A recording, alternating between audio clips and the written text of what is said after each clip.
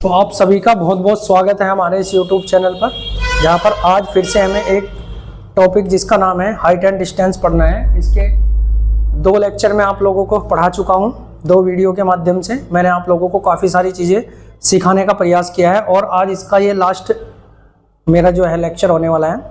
इसमें भी जो चीज़ें रह जाती हैं वो वाली चीज़ें मैं आपको बताऊँगा और कुछ शायद 1-2 क्वेश्चन रिपीट हो।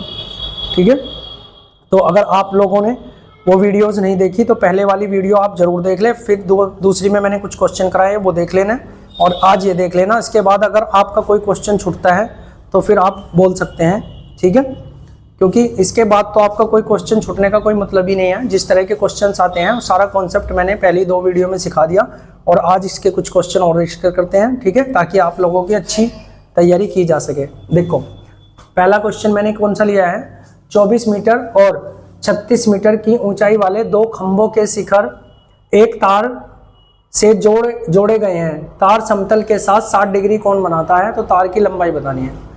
क्या है, एक 24 का खंभा है ना, और एक कितना है 36 मीटर का खंभा है। थोड़ा एक बड़ा कर दिया हमने, है ना। ये कितने का है 36 का। इतना हमें पता है कि अगर मैं इसके समांतर एक लाइन खींचता हूँ यहाँ पर ऐसे, तो ये इसके बराबर होती है 24, तो ऊपर कितनी रह जाएगी 12, यहाँ से यहाँ तक, क्योंकि पूरी 36 है ना, तो इसे घटा दो 24 रह जाएगी। अब इनके दोनों के शिखर से एक तार बंधा हुआ है और तार की ही लंबाई बतानी है हमें। और ये समतल के साथ, जो ये समतल है, देखो समतल ये है ना, इसके समांतर लाइन खींच दी तो कितने डिग्री कोण बना रहा है 60 डिग्री। ठीक है, इतना सा काम करना है आपको। उसके बाद फिर उसने तार की लंबाई पूछी है। हमने क्या पढ़ा हुआ है आज तक, हमने ये पढ़ा हुआ है, क्योंकि देखो मैं इसलिए बोल रहा हूँ भाई तुम्हें वो वीडियो देखने के लिए, क्योंकि अगर आज आप इसको देखते हो तो फिर आपको समझ नहीं आ पाएगा कि मैं इसकी लंबाई कैसे निकाल लूँ। और इसकी अगर आपने वो पहले वाली वीडियो देख ली फिर आपको ये आराम से समझ आ जाएगा। ठीक है, फिर तो कितने भी क्वेश्चन हो, 1000 2000 जितने भी आप करना चाहो, आपकी श्रद्धा है, ठीक है, तो आप सारे क्वेश्चन कर सकते हो। देखो मुझे इतना पता है कि 60 डिग्री का कोण बड़ा है। बड़े कोण के सामने की भुजा क्या होती है, बड़ी, और छोटे कोण के सामने की भुजा होती है छोटी। और छोटी करने के लिए हम भाग करते हैं, तो जब आप 12 को भाग करोगे किससे, √3 से, ठीक है, तो ऊपर नीचे √3 की गुणा करनी पड़ेगी, क्योंकि नीचे √3 नहीं रखना, तो रूट से रूट कट जाएगा, 3 रह जाएगा, 3 चौक 12, यानी ये जो भुजा आ जाएगी 4√3 आ जाएगी। ठीक है, और हमने क्या पढ़ा है, हमने ये पढ़ा है जो कर्ण होता है ये हमेशा 30 डिग्री के सामने वाली भुजा से डबल होता है, तो इसका डबल करोगे तो 8√3, यानी इतना फास्ट आप आंसर दे पाएंगे भाई अगर आपने मेरी पहले वाली वीडियोज को देखा तो। ठीक है, क्योंकि उसमें मैंने बहुत अच्छे से समझाया है। थोड़ी सी मेहनत तो आप लोगों को करनी पड़ेगी भाई, उसको थोड़ा समझना पड़ेगा। ज़्यादा लंबी वीडियो नहीं है, ज़्यादा 10 या 12 मिनट की वीडियो होगी। उसमें मैंने सारे कॉन्सेप्ट सिखाए हैं, जिस तरह के क्वेश्चन अब तक बनते हैं या पहले आए हुए हैं या आगे आ सकते हैं, उस तरह के सारी चीज़ें उसमें बताई गई है। और उसके बाद दूसरे में मैंने कुछ क्वेश्चंस बताए हैं। आज फिर एक क्वेश्चन लिया है, आज एक क्वेश्चन और रखेंगे, उसके बाद फिर देखते हैं और कुछ क्वेश्चन, ताकि आपकी तैयारी बेहतर हो सके। और कुछ शॉर्ट वीडियोज़ के माध्यम से भी मैं आप लोगों को क्वेश्चन अलग से करा रहा हूँ। जो क्वेश्चन यहाँ करा दिए, कोशिश ये रहती है कि शॉर्ट वीडियो में वो ना हो, तो शॉर्ट वीडियो में कुछ अलग से क्वेश्चंस हैं। इंस्टाग्राम पे काफ़ी बच्चे उनको देख रहे हैं, तो आप लोग इंस्टाग्राम पर भी देख सकते हैं, अश्वनी सर के नाम से है, ठीक है, वहाँ पर भी मिल सकते हैं आपको, और यूट्यूब पर भी है, दोनों जगह मिलेंगे। ठीक, आप अपनी तैयारी करें, बस सारी चीज़ें आपको उपलब्ध है। ठीक है, तो देखते हैं क्वेश्चन। समतल भूमि पर एक ऊर्ध्वाधर मीनार की छाया की लंबाई 10 मीटर बढ़ जाती है। ठीक है, देखो एक मीनार इस तरीके से होती है भाई, और उसकी छाया इस तरीके से है। ठीक है, तो इसने बोला है मीनार की छाया जो पहले थी वो 10 मीटर बढ़ गई, तो कोई नहीं 10 मीटर लिख लो, यहाँ से यहाँ तक की जो दूरी है वो 10 मीटर है। कब, जब सूर्य की ऊंचाई 45 डिग्री से बढ़कर कितनी हो जाती है 30 डिग्री हो जाती है।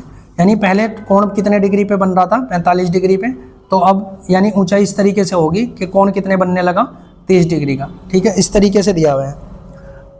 ये सारी चीज़ें मैंने बार बार आपको बोल रहा हूँ, मैंने पढ़ाई हुई हैं, शॉर्ट वीडियोज़ में भी पढ़ाई हैं, वहाँ भी पढ़ाई हैं, वो सारी चीज़ देख सकते हैं आप।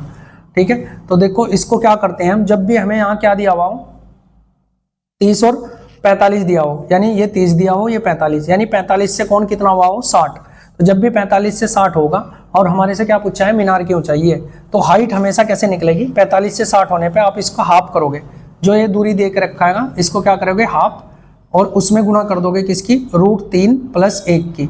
ठीक है, आपका आंसर आ जाएगा, यानी 5 √3 + 1, ये आपका आंसर है भाई। इतना फास्ट तो आप आंसर तभी दे पाओगे जब आप सारी वीडियोस को देखोगे, शॉर्ट वीडियोस को भी देखनी पड़ेगी, उन सब में भी कुछ ना कुछ मैंने सिखाया है। ठीक है, तो क्या बताया मैंने, जब भी कौन 45 से कितना हो जाएगा, 30 हो जाएगा। तो आपको क्या करना है, इसका हाफ करके √3 + 1 की गुणा करनी है। लेकिन अगर कभी ये 60 से 30 होता, ठीक है, अगर कभी ये 60 से 30 होता तो फिर केवल आपको इसका हाफ करके √3 से गुणा करनी थी। हाफ करके क्या करना था, केवल √3 से गुणा करनी थी। ये सारी चीजें मैंने सिखाई हुई है, ठीक है। तो इस तरीके से दूसरे क्वेश्चन देखते हैं आगे।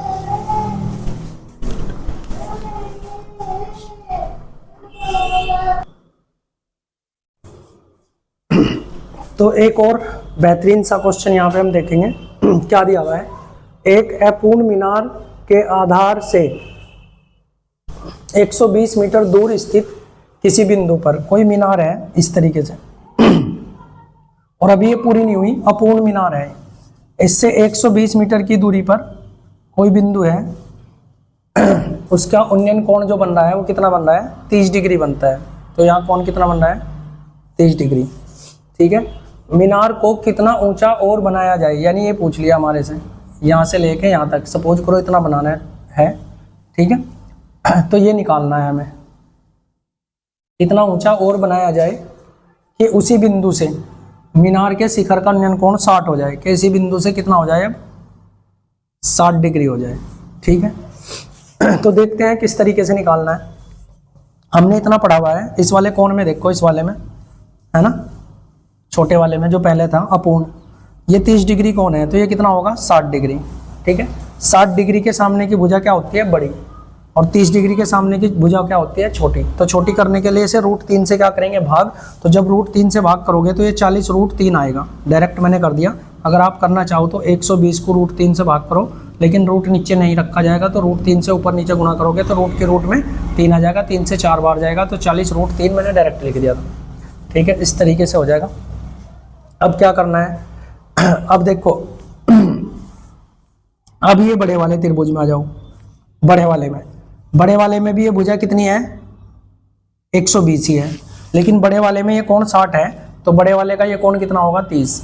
अब मुझे बताओ 30 के सामने की भुजा क्या होती है, छोटी। 30 के सामने की भुजा होती है छोटी, और बड़े कोण के सामने की भुजा क्या होती है, बड़ी। यानी अब ये पूरी की पूरी निकलेगी, क्योंकि मैं बड़ा त्रिभुज ले रहा ना, ये वाला, ठीक है। तो 120, तो इसे बड़ा करने के लिए क्या करना पड़ेगा, √3 से गुणा, तो यानी पूरी 120 √3 आ गई। तो इसका मतलब पूरी इतनी है, और यहाँ से यहाँ तक की जो मैंने निकाल ली थी वो इतनी है। तो अगर मैं इसमें से घटा दूँ तो इसकी हाइट आ जाएगी कि कितनी बढ़ाई गई होगी। तो 120 में से √3 माइनस कर दो 40 √3, तो क्या हो जाएगा यहाँ से 80 √3, ठीक है। आंसर जो हमारा आएगा वो कितना आएगा, 80 √3। तो इस तरीके से क्वेश्चंस करने होते हैं भाई। लगभग ने हर तरीके के क्वेश्चन आपको कराने का यहाँ प्रयास किया है। और आप अगर मेरे 3 सेशंस मैंने इसके कराए हैं, और कुछ शॉर्ट्स वीडियो हैं, ठीक है, शायद 1-2 शॉर्ट्स वीडियो के माध्यम से 1-2 क्वेश्चन और कराऊं, तो फिर आपका ये कंप्लीट हो जाएगा, ठीक है। तो आप इससे तैयारी कीजिए और वीडियो को ज़्यादा से ज़्यादा शेयर कीजिए, और इससे भी बेहतर चीज़ें आपको दिलाएंगे, ठीक है। और अच्छी चीज़ें पाने के लिए आप हमारे चैनल को सब्सक्राइब कर सकते हैं, अपने दोस्तों के साथ शेयर कर सकते हैं। Thank you for watching.